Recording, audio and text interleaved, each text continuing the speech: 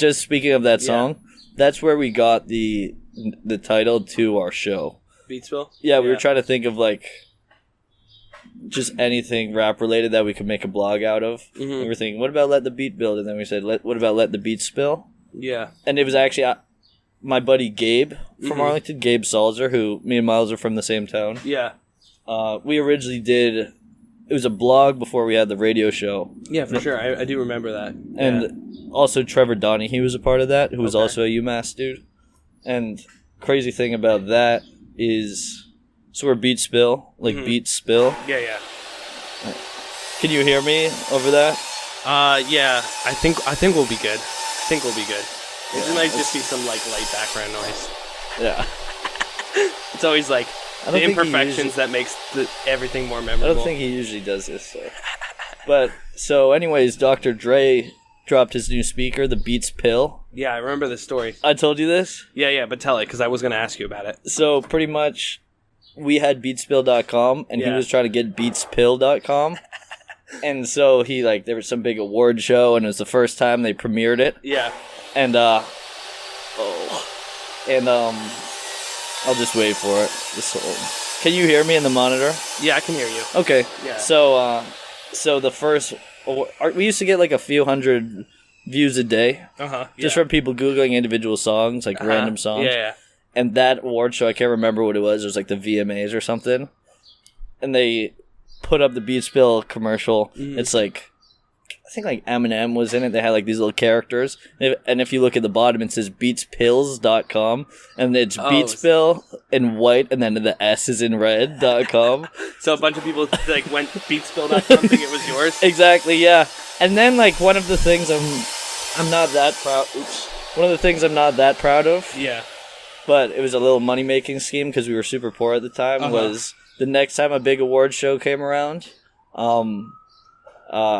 we tried to like disguise our site as like a Beats Pill, like actual site. Like we put the pictures up and click here, like or whatever.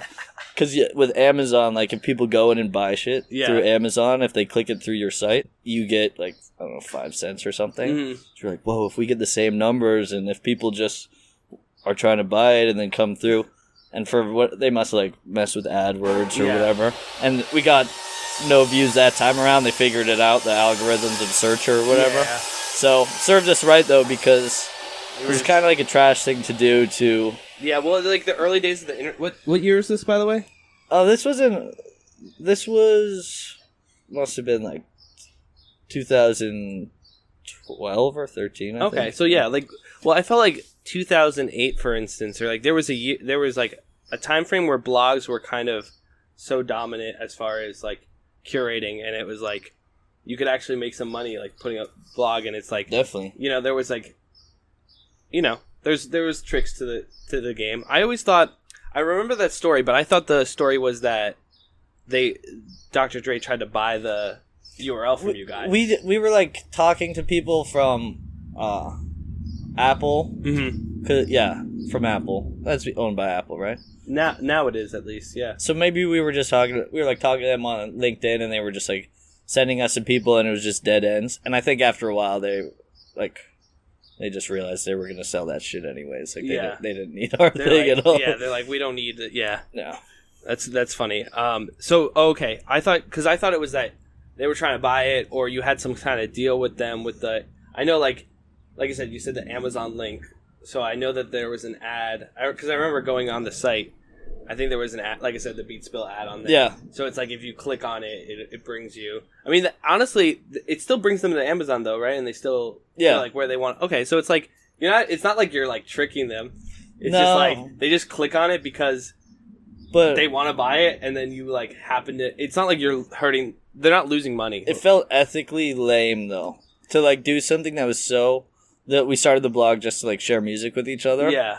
So it was a question, even when we were doing it, like not just in retrospect, but while we were doing it, we were like, this is kind of lame, dude. This is not even remotely what our blog's about. But also being poor college kids, we were like, yeah, but if our site gets like 40,000 views during this show of people trying to buy Beats Pills, and we didn't do it, like it would be a huge fuck up. Yeah, because I know certain YouTubers I watch, for instance, like Needle Drop. He does like music reviews. I don't know if you've seen him.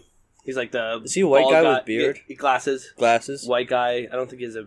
I haven't listened to him, but I was just listening to someone talk about this guy. Yeah, talking about one of the Kanye albums, I think. I mean, I feel like as far as like YouTube music reviews, he's like the guy, you know. Yeah. But what they were saying was like, yeah, he looks nerdy, but his opinions are fucking awesome. Yeah, no, I agree with him on a lot of stuff. Sometimes I'm like, I don't, but like, I like him a lot. He's dope, but you know, he always has like an Amazon Associates link where it's like, if someone buys from his link, he gets a certain amount of money. So the Beats Pill thing was like a similar thing, right? Yeah, Bill Burr does that too on his podcast. Yeah.